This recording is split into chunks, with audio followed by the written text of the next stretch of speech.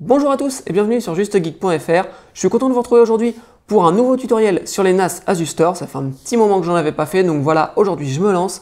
Aujourd'hui on va parler de sauvegarde de machines virtuelles, donc ce sera plus un tutoriel à destination, je pense, des entreprises, qu'elles soient petites ou grandes, plus qu'aux particuliers. On va parler sauvegarde de machines virtuelles grâce à l'application Nakivo Backup qui est disponible dans ADM. Allez, générique et on attaque.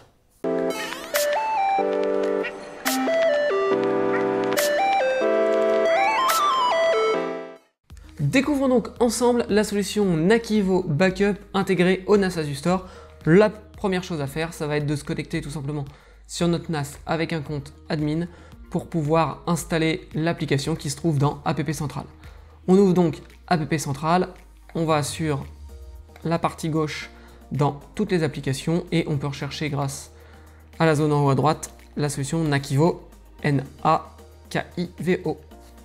Donc là on a deux résultats, on a Nakivo Backup et Replication et on a Nakivo Transporter. Donc nous ce qui nous intéresse pour le moment c'est Backup et Replication. Donc on va lancer l'installation, on va lui dire de rediriger les ports automatiquement, comme ça on est tranquille et on fait installer. Alors Nakivo est une solution de backup orientée plutôt professionnelle du coup, hein. C'est une solution qui s'intègre avec les hyperviseurs qu'on retrouve dans le monde professionnel. En revanche, c'est une solution que personnellement j'ai découvert sur le NAS Asustor mais que je ne connaissais pas. Je connais pas mal de solutions de backup de ce genre-là, mais je ne connaissais pas Nakivo, donc je ne sais pas si c'est beaucoup répandu en France ou pas, ou si c'est peut-être plus répandu dans d'autres pays et moins chez nous.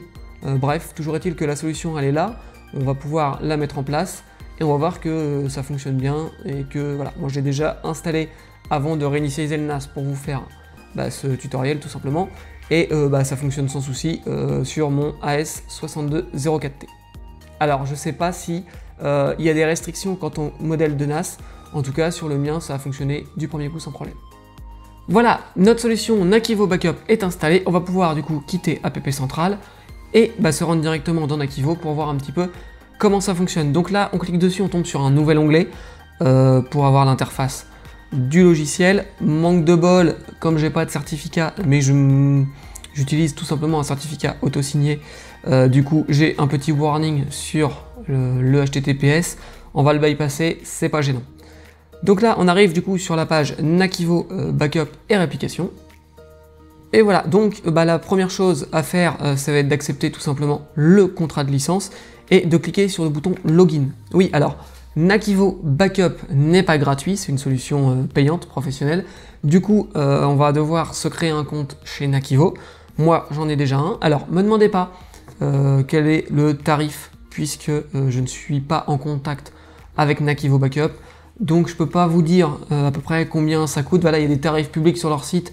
Par exemple, une licence perpétuelle pour un socket, c'est dans les 80-90 €, je crois. Voilà, après, il y a aussi des souscriptions sur 3 ans, etc., etc. Et puis c'est licencié par socket avec le coût de la maintenance, etc. Donc voilà, je pense qu'à mon avis, si vous voulez mettre en place cette solution, il faut plutôt après les contacter pour avoir un tarif qui sera fait et sur mesure et qui sera peut-être un peu différent des prix publics qui sont annoncés sur leur site.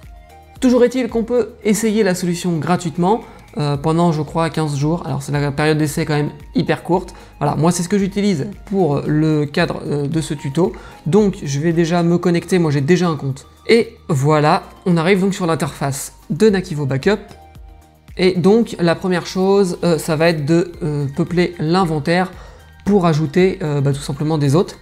Donc on va faire Add New, et on va pouvoir ajouter plusieurs types d'hôtes. Donc on va pouvoir ajouter des hôtes VMware, donc soit un vCenter, soit un ESX. On va pouvoir ajouter aussi des hôtes Hyper-V, et depuis assez peu de temps j'ai l'impression, puisque ça a l'air d'être assez mis en avant et que c'est peut-être pas dans toutes leurs solutions, des hôtes Nutanix, donc l'hyperviseur Acropolis de chez Nutanix. Et on va pouvoir éventuellement aussi se raccorder à notre cloud AWS pour ajouter un hôte AWS. Pour ma part, je vais me raccorder tout simplement à un ESX que j'ai en maquette ici. Alors, le display name, je vais l'appeler ESX test, ça sera très bien. L'adresse IP, je vais mettre l'adresse IP de mon ESX. Ensuite, le username de mon ESX et le mot de passe de mon ESX. Je laisse le port 443 et si je me trompe pas, je fais add et ça fonctionne. Alors pour que ça fonctionne sur le SX, il va falloir activer le SSH puisque la solution utilise le SSH. Donc moi j'ai déjà activé le SSH sur mon hyperviseur et donc je vois que la connexion s'est bien passée et qu'il y a 2 VM. Donc si je clique par exemple sur du coup mon ESX test, et ben je vais voir mes 2 machines qui sont actuellement disponibles, mes 2 VM qui tournent dessus.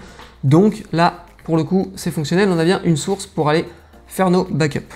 Ensuite la deuxième étape ça va être de choisir un transporteur, c'est-à-dire une méthode de transport de nos backups. Donc on va pouvoir choisir des méthodes génériques, des méthodes adaptées à notre hyperviseur, etc.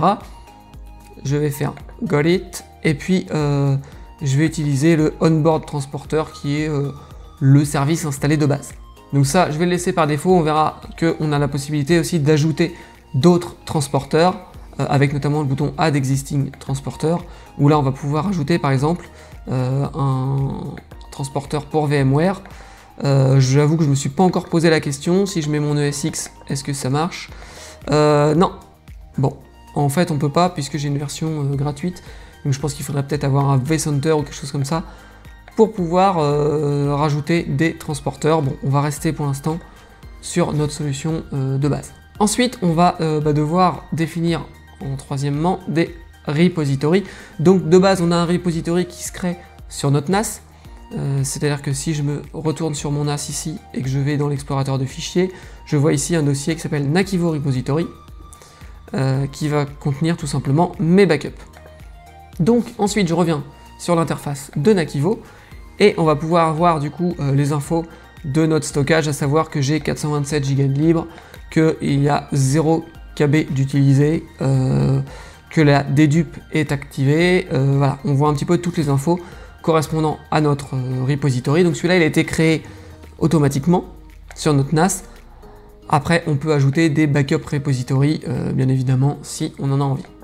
Une fois que notre conf de base est faite, on fait un petit coup de finish en bas et puis là on arrive sur la partie job pour aller tout simplement créer des jobs de backup qu'on va pouvoir bien sûr planifier, etc. Donc on va cliquer sur le petit bouton create. On va choisir de faire un VMware vSphere Backup Job puisque j'ai rajouté un autre vSphere. Au passage, on peut aussi faire une réplication, voilà, si on veut faire de la réplication puisque la solution sait le faire.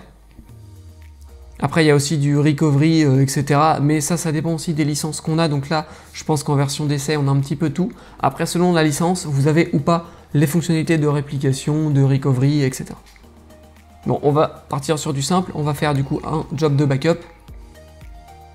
Donc là, je vais choisir tout simplement ma source. Donc la source de backup, je vais dire que par exemple, je veux sauvegarder ma VM CentOS qui s'appelle KB Master. Voilà. Donc ma VM KB Master, je la sélectionne. Je fais ensuite Next. Alors bien évidemment, si je voulais mettre plusieurs machines, je pouvais. Hein. Je pouvais les additionner, il n'y a aucun problème. Ensuite, je choisis ma destination. Donc moi, c'est simple, de toute façon, j'ai qu'un seul repository, c'est celui qui a été créé de base. Donc là, je veux faire également Next. Je vais ensuite avoir la possibilité de scheduler mon backup, donc le planifier.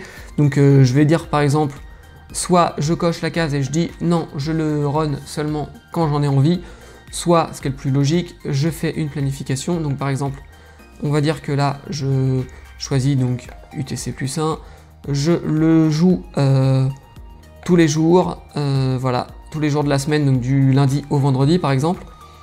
Et puis je vais dire que je veux le commencer à 2h, comme ça il commence à 2h du matin. Et puis là, j'ai juste à faire Next. Alors au passage, on peut voir que je peux ajouter un autre schedule si jamais j'ai envie d'en faire plusieurs. Et on peut aussi voir le calendar qui va nous permettre de voir éventuellement tous les jobs qu'on aurait plus ou moins fait, planifié, etc. Donc là, on va partir sur du 2h du mat. Et on va faire hop, Next. Donc une fois que je fais Next, je vais avoir là les options de rétention, le nombre de backups que je veux sauvegarder, et ensuite le nombre de points de recovery par jour, par semaine, etc. Donc les points de recovery, personnellement, je ne vais pas les utiliser, par contre je vais dire que je veux garder un nombre de 5 backups. Voilà, clac. Et puis je vais faire Next. À la fin, je peux donner un nom à mon job, tout simplement, pour le retrouver plus facilement. Donc je vais marquer KB Master Backup. Comme ça, je sais que ça correspond à ça. Et puis, on a plus ou moins des options différentes, si on veut utiliser certaines options, certaines méthodes de sauvegarde, etc. Voilà, si on veut, par exemple, si c'est des machines Exchange, on peut tronquer les locks, enfin, on peut faire pas mal de choses, voilà, en fonction de l'AVM qu'on va sauvegarder. On peut aussi lancer des jobs de post-script ou de pré-script, donc ça peut être pas mal si on veut par exemple arrêter des services dans notre VM avant de lancer le backup. Si on veut faire voilà, une tâche particulière avant ou après, on va pouvoir le faire, c'est pris en compte par la solution. Ensuite, on va choisir l'option de transfert, et là, on va avoir forcément plusieurs méthodes. Faire une méthode SAN only, une méthode host add only ou une méthode LAN. Moi, je l'ai mis sur automatique, de toute façon, il fera du LAN. Et puis voilà, puisque j'ai mon ESX avec son stockage local d'un côté et mon NAS avec son stockage de l'autre. Le transporteur, pareil, on peut choisir un transporteur de manière automatique ou un transporteur particulier. Je vais le laisser moi en mode automatique. Et puis on peut voilà, choisir de limiter ou pas la bande passante, etc. et le nombre de jobs en simultané. Moi je laisse tout par défaut, je vais faire finish. Et là mon job va se créer. Donc là on a un petit résumé tout simplement de notre backup. Un petit peu ce qu'il fait, ce qu'il propose, etc. Et puis là je vais pouvoir tout simplement le jouer en faisant un clic droit dessus et en faisant un petit run job. Et puis là je peux choisir soit pour toutes les VM, soit pour seulement les VM que je sélectionne. Bon, moi comme mon backup ne contient qu'une seule VM, je vais laisser for all VM et je vais faire run. Et voilà, et là donc mon backup va commencer. Donc qu'est-ce qui se passe en premier? Eh ben on a un snapshot qui va être créé, un snapshot de la machine, et ensuite elle va pouvoir être backupée avec son snapshot. Donc ça prend pas énormément de temps, surtout que là, bon bah ma VM, vous l'avez peut-être vu tout à l'heure, mais elle était, non vous l'avez pas vu parce que je ne me suis pas connecté sur le SX, mais la VM en fait elle est arrêtée. Donc si je vais ici, voilà, la VM KB Master, elle est arrêtée. Donc comme elle est arrêtée, le snapshot est beaucoup plus rapide. Vous voyez, on voit ici en bas de la fenêtre que le snapshot il a bien été créé. Et puis du coup, on voit que mon backup est déjà à 25%, ça va être rapide. Donc voilà, c'est plutôt cool et c'est fonctionnel. Donc ça, c'est voilà, c'est une petite solution qui peut être une solution de facilité sur le NAS Azuster. Comme ça, il gère directement le backup. Vous n'avez pas besoin de monter un serveur de backup, une grosse solution, etc. Ça peut être fortement intéressant. Et bien voilà, mon tutoriel sur la solution Nakivo Backup s'arrête ici. Malheureusement, je ne peux pas aller beaucoup plus loin parce que je ne dispose pas d'ici d'un environnement pro, mais seulement d'un ESX tout seul, donc voilà, les possibilités sont limitées. Maintenant, si ça vous intéresse, je peux que vous recommander d'aller tester l'application, donc elle est disponible sur App Central. Vous pouvez la tester du coup gratuitement pendant 15 jours, ça vous permettra un petit peu de voir si ça répond à votre besoin, et si c'est le cas, vous pourrez opter du coup pour une licence. J'espère que ce tutoriel vous aura quand même été utile. Si c'est le cas, je compte sur vous pour m'encourager avec un petit pouce en l'air, ça fait toujours plaisir. Et si vous avez des questions, vous pouvez me les poser.